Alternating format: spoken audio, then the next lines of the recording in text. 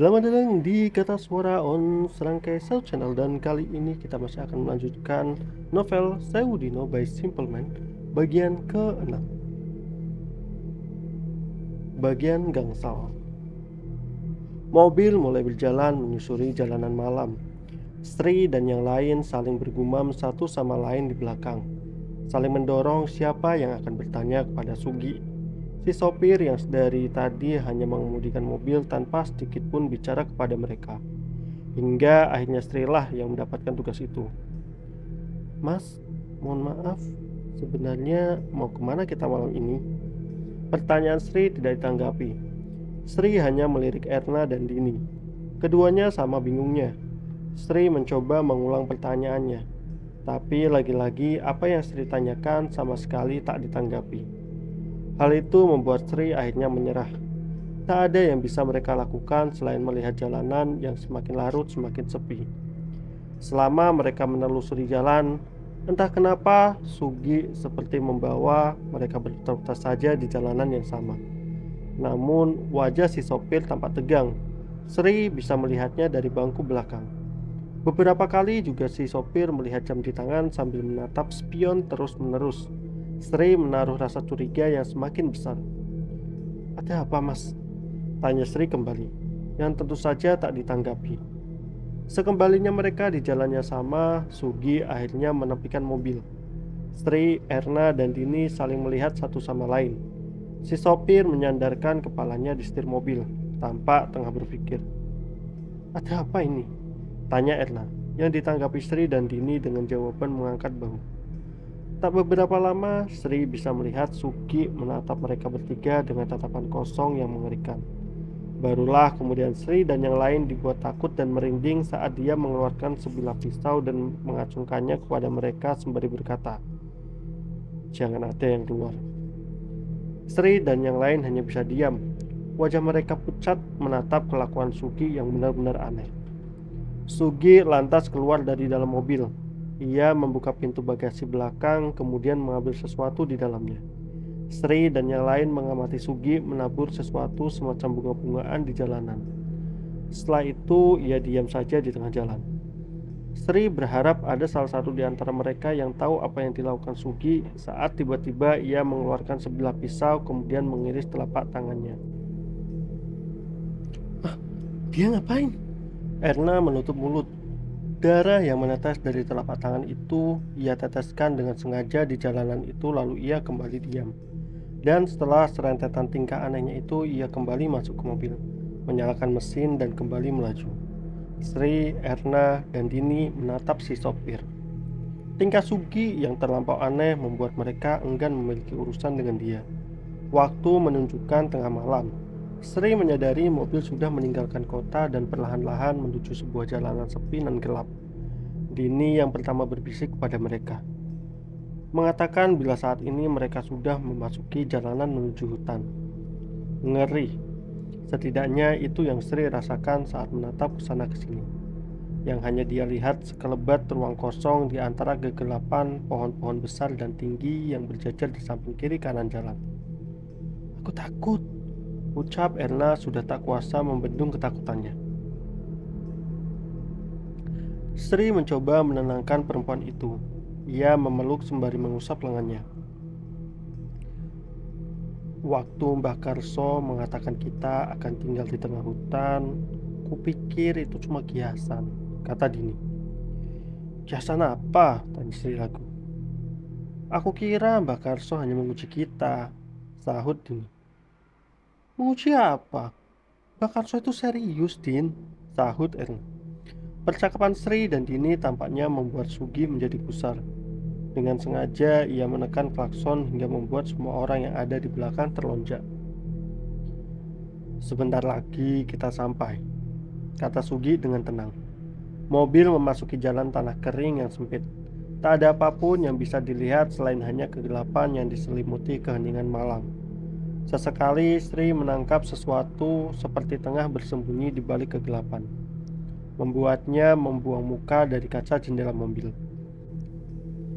Sugi beberapa kali terdengar seperti merapalkan sesuatu di bibirnya. Sederet kegiatan yang dilakukan Sugi membuat Sri mengingat tingkahnya menyerupai tingkah Mbah Karso Atmojo. Namun, Sri memilih diam dan mengamati. Sri sendiri tidak bisa mendengar gumaman itu dengan jelas.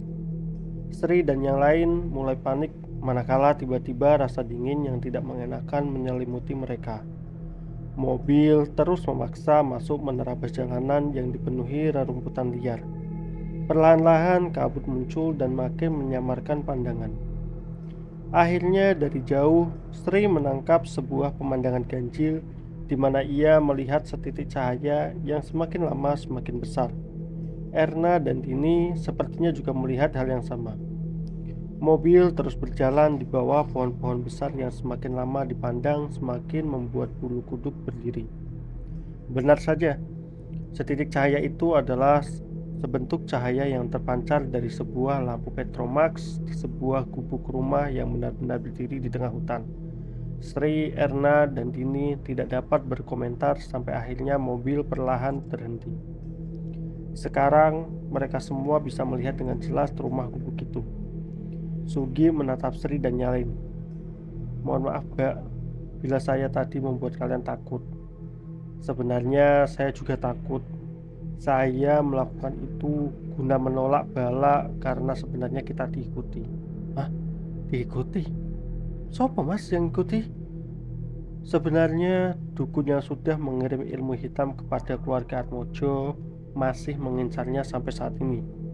Saya merasakannya tadi. Sepertinya dia sedang mencoba menerawang kita. Itulah alasan saya memutuskan untuk berputar-putar terlebih dahulu, seperti pesan Mbah Karso kepada saya sebelumnya. Sri menatap Erna dan Dini. Mereka sama bingungnya dengan apa yang diucapkan Sugi. Mari saya perkenalkan dengan orang yang akan bertanggung jawab di sini. Sugi membuka pintu mobil, melangkah keluar, kemudian mengetuk pintu rumah. Tak beberapa lama keluar seorang pria tua. Ia tampak berbicara dengan Sugi. Sesekali ia menatap ke arah mobil tempat Sri dan yang lain masih mengawasi. Entah apa yang mereka bicarakan. Setelah itu Sugi menunjukkan gestur memanggil. Sri yang pertama turun dari dalam mobil, diikuti Erna, kemudian Dini. Mereka mendekat menuju tempat Sugi dan pria tua itu. Sesekali Sri dan yang lain mencuri-curi lihat rumah gubuk ini. Lantainya tanah dengan tembok yang dibuat dari kayu. Di sekeliling hanya ada latar luas dengan pohon-pohon besar dan tinggi yang ada di sekitar rumah. Sri menjabat tangan pria tua itu. Ia tersenyum menatap mereka. Sugi mengangguk sebelum mengatakan, mulai dari sini beliau yang akan menjelaskan semuanya. Sekilas penampilan pria tua itu seperti kakek-kakek biasa. Yang membuatnya berbeda adalah rambutnya yang panjang dengan warna yang sebagian sudah memutih. Sri mengira usianya berkisar kurang lebih 70 tahunan. Meski tubuhnya bungkuk dan caranya berjalan terseok-seok, tetapi pria tua itu masih terlihat bugar. Ia beberapa kali tertawa bercanda dengan Sugi. Ia memperkenalkan diri dengan nama Mbah Tamin, orang yang dipercaya Mbah Karso menjaga rumah gubuk ini. Panggil saja Tamin. Bila kalian merasa tidak enak memanggil itu, Mbah juga tidak apa-apa, katanya berusaha ramah. Mbah Tamin tidak banyak bicara setelahnya. Ia mengawati Sri dan yang lain. Terkadang matanya penuh selidik, membuat Sri dan yang lain merasa tidak nyaman. Butuh waktu cukup lama sampai akhirnya Mbah Tamin berkata kepada mereka, baiklah, saya sudah dengar dari Karso. Saya akan tunjukkan kepada kalian alasan kenapa kalian semua ada di sini, ucapnya. Ia berdiri memberi gestur agar Sri dan yang lain mengikutinya. Hanya Sugi yang tidak bergerak dari tempatnya berdiri. Kowe rak melugi? Tanya Mbah Tamin. Sugi hanya menggeleng sembari berkata bahwa sudah lebih dari cukup bagi dirinya tahu semua ini. Mbah Tamin melangkah masuk ke rumah diikuti Sri dan yang lain. Sri merasa rumah ini kurang lebih menyerupai rumahnya sendiri. Hanya saja tampak lebih besar dengan fondasi kayu yang lebih kokoh. Beberapa kali Sri melihat ke sana kemari untuk mempelajari bagian dalam rumah ini. Mbah Tamin berhenti di salah satu ruangan dengan pintu kayu solid yang dikunci menggunakan gembok berantai. Sebelum membukanya, Mbah Tamin menjelaskan kepada mereka semua apa yang ada di dalam ruangan itu. Di dalam ruangan inilah nanti kalian akan sering berada. Perlahan-lahan dengan tangan gemetar Mbah Tamin membuka gembok dan menarik rantai-rantai itu sebelum akhirnya membuka perlahan daun pintu. Ruangan itu gelap gulita. Tak ada satupun yang bisa Sri lihat dari dalam kamar. Mbah Tamin dengan cekatan meraih lampu Petromax yang tepat berada di samping pintu, menyalakan sebelum membawanya masuk. Bau busuk langsung tercium manakala Sri dan yang lain mengikuti kemana Mbah Tamin menuju. Sri tak kuasa menutup hidung, begitupun dengan Erna dan Dini. Mereka bergumam merasakan hidungnya tak sanggup mencium bau busuk itu. Maaf bila baunya tidak enak, tapi mau bagaimana lagi, mereka seperti ini keadaannya, ucap Mbah Tamin. Sesaat ia berhenti di satu titik, menunjukkan semuanya di depan mata kepala Sri dan yang lain. Sri seketika mematung saat melihat apa yang ada di depannya. Erna bahkan sampai tidak bisa menahan diri untuk berteriak saat di depan mereka terbujur seorang anak perempuan yang masih muda dikurung dalam kerangka keranda mayat. Sri sudah sering mendengar cerita tentang kutukan santet. Namun ini adalah kali pertama Sri melihat dengan mata kepalanya sendiri bagaimana imbas dari ilmu hitam itu yang konon dapat berujung pada kematian. Sri masih mematung melihat perempuan muda itu. Matanya tertuju pada tubuhnya yang kurus dan pucat, tetapi anehnya perutnya besar. Sebegitu memprihatinkan keadaannya sampai membuat Sri mengabaikan bebauan busuk yang keluar dari tubuhnya. Erna terlihat sudah mulai tenang, meski napas masih tersengal akibat kejutan yang sama sekali tidak mereka perkirakan. Sri lebih kuat dari yang lain. Ia mengamati perempuan itu yang tampaknya tengah tertidur di dalamnya. Saya mengerti, kamu pasti banyak ingin kalian tanyakan. Kenapa anak ini bisa sampai menjadi seperti ini? Ya toh? Sri dan yang lain mengangguk sembari tetap menatap barisan luka borok dan nanah di sekujur tubuh gadis malang itu. Sebelumnya, kalian pasti sudah tahu siapa gadis ini kan? Tanya Mbah Tamim. Sri dan yang lain saling menatap satu sama lain sebelum akhirnya mengatakan dengan suara ragu-ragu. Cucu dari Mbah Karso Atmojo. Jawaban Sri disambut anggukan orang tua itu. Benar. Namanya adalah Dela Atmojo. Karena kalian sudah tahu siapa dia, saya akan beritahu kalian. Mbah Tamin menggantung lampu Petromax di dinding sebelum berbalik mendekati gadis itu. Ia membelai rambutnya. Semua itu karena seseorang yang begitu membenci keluarga Atmojo, hingga dengan tega ia kirim sebuah kutukan tak termaafkan. Sebuah kutukan yang kami kenal dengan nama santet Sewu Dino. Santet yang tidak sembarang orang bisa memakainya. Santet yang sudah merenggut nyawa sebagian anggota keluarga Atmojo. Sewu Dino? Sri tidak bisa berkomentar setelah mendengarnya. Terpikir di dalam kepalanya apa maksud dari Sewu Dino. Kali ini Sri menatap gadis itu dengan tatapan berbeda. Bau busuk itu kini tak lagi menjadi masalah bagi dirinya. Erna dan Dini pun sama. Rasa ngeri saat pertama kali melihat gadis itu pudar, berganti menjadi tatapan penuh simpati. Sri berbalik. Ia tak bisa menahan perasaan sedihnya saat melihat gadis itu. Ia meninggalkan Erna dan Dini di ruangan, berniat untuk bertanya lebih jauh maksud dari santet Sewu Dino. Sri berjalan menuju tempat Mbah Tamin dan Suki di teras rumah. Di sana Sri mendengar mereka sedang berbincang. Tidak seharusnya aku cerita ke mereka, ucap Mbah Tamin.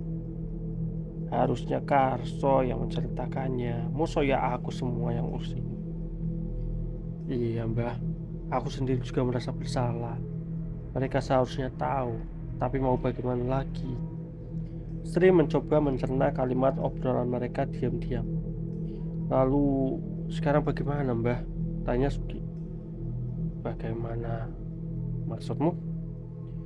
Apakah mereka mampu menjaga tugas dan beban berat ini? Sri mencoba memasang telinga, mencuri dengar apa yang sebenarnya sedang mereka bicarakan. Harus bisa. Kamu tahu sendiri kita semua sedang diberi waktu. Bila waktu yang ditentukan itu habis, bukan hanya anak itu, tetapi semua yang ada dalam lingkaran keluarga ini akan menemui ajalnya lebih cepat, sahut Mbah Tamin. Sri terbelalak mendengarnya. Semua yang ada dalam lingkaran keluarga, apakah itu termasuk dirinya? Jadi kamu mau pulang sekarang, Ki? Tanya Mbah Tamin. Iya Mbah, tugasku malam ini sudah selesai. Sekarang saya serahkan mereka kepada Simbah. Semoga apa yang menimpa Dela Atmojo segera bisa diangkat. Yo Wesley, hati-hati yo. Kerjamu malam ini bagus. Dia tidak akan bisa menemukan kita, ucap Mbah Tamin. Dia? Siapa yang dia maksud dengan dia? Terdengar suara pintu mobil ditutup. Tak beberapa lama kemudian suara mesin mobil dinyalakan. Sebuah cahaya terang terlihat dari sela-sela pintu tempat Sri mengintip, yang kemudian perlahan-lahan semakin memudar. Sugi sudah pergi meninggalkan Sri dan yang lain di sini. Di tengah pikiran Sri yang berkecamuk, tiba-tiba terdengar suara Mbah Tamin lembut. Tuwondo, aku weruh nek awakmu ana ning kono. Sri melangkah keluar. Ia masih bisa melihat cahaya mobil Sugi yang semakin jauh perlahan memudar sebelum menghilang di telan kegelapan. Sri tidak tahu harus bicara apa setelah mendengar percakapan Mbah Tamin dan Sugi. Namun wajah Mbah Tamin tampak tenang. Ia tidak terlihat seperti seseorang yang tertangkap basah menyembunyikan sesuatu. Panggil teman-teman untuk. Sri pun memanggil yang lain. Mbah Tamin duduk di sebuah kursi panjang di teras gubuk. Matanya menerawang jauh sementara Sri dan yang lain berdiri.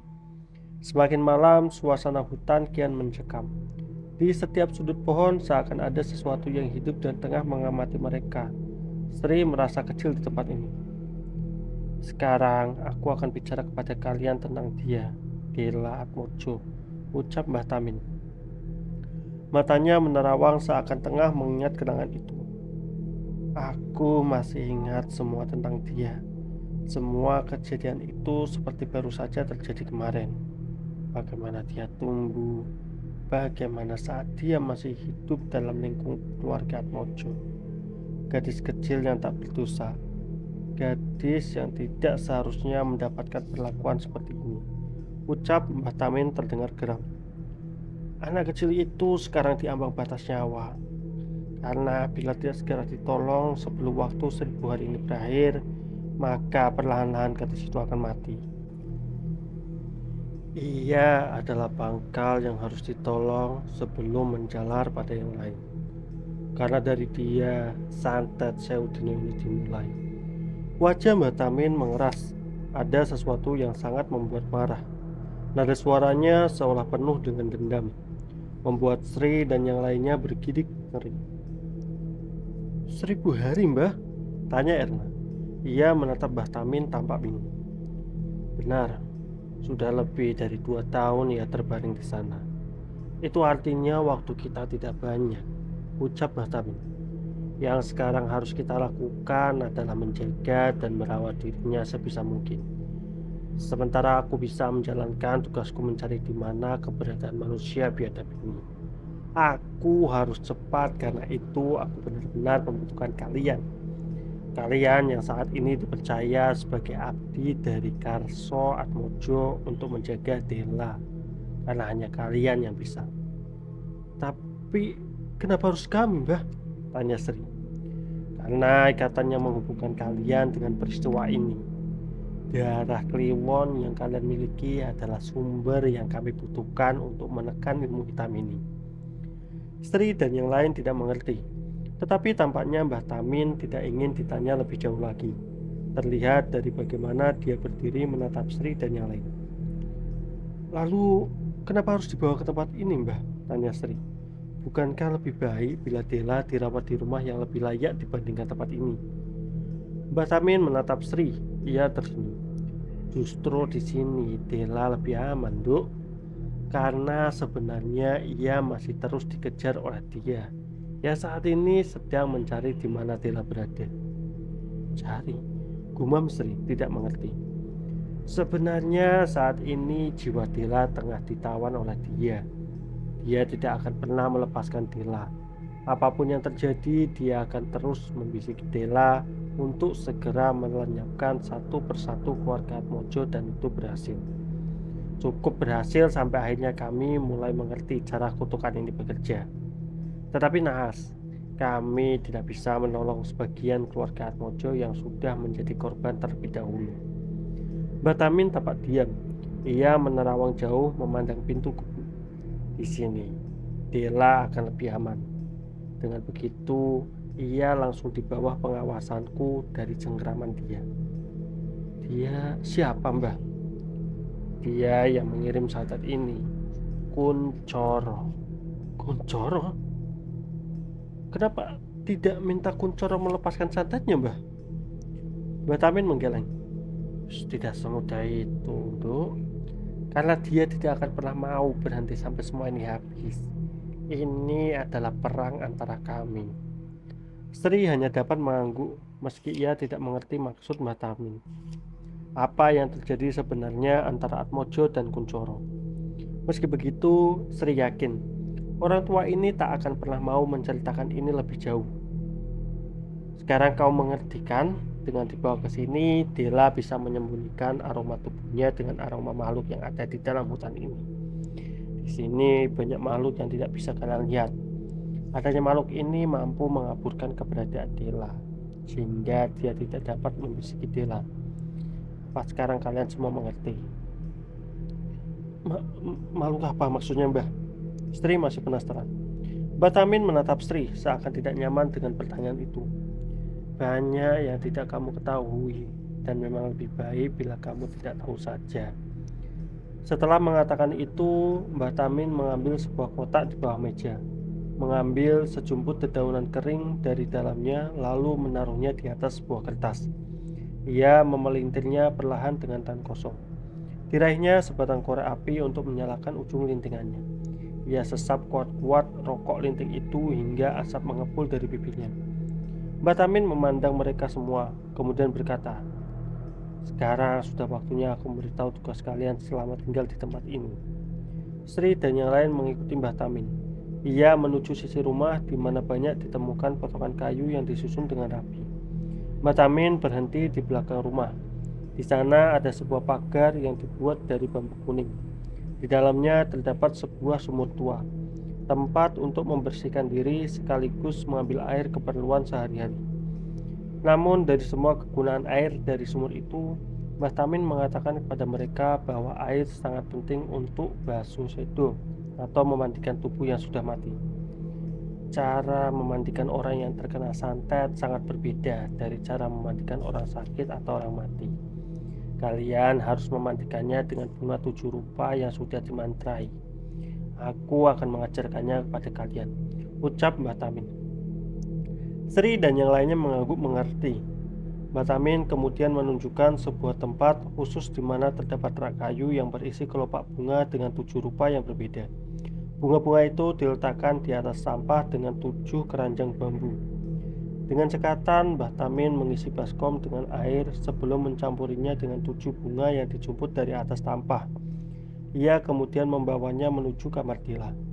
Sri, Erna, dan Dini mengamati bagaimana Mbah Tamin menaruh baskom berisi bunga-bungaan itu tepat di samping tubuh Dela.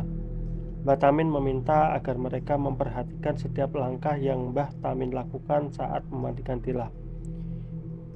"Nduk, kamu ikat tangan dan kaki Dela," ucap Mbah Tamin. Sri terperanjat ketika Mbah Tamin mengangkat baju Dela. Rupanya perut Dela lebih besar dari yang ia kira sebelumnya. Dela seperti seorang perempuan yang tengah mengandung. Sri menatap Mbah Tamin. Banyak pertanyaan muncul di dalam kepalanya. Ia tidak mengerti bagaimana Dela bisa diperlakukan seperti ini. Sekeji apa orang itu sampai mengirimkan kengerian seperti ini?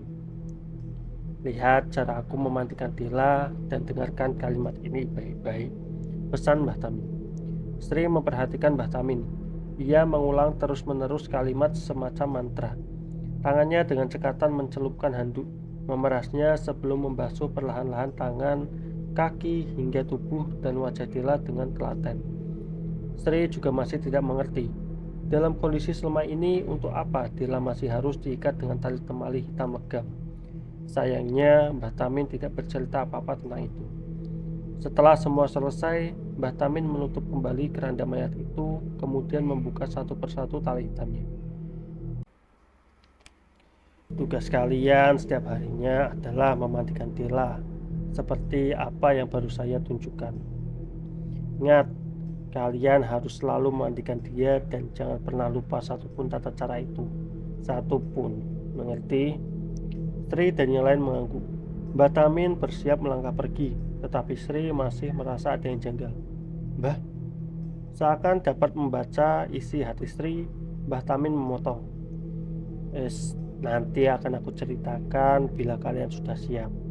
Sekarang lakukan apa yang harus kalian lakukan saja. Urus Dela sampai waktunya tiba.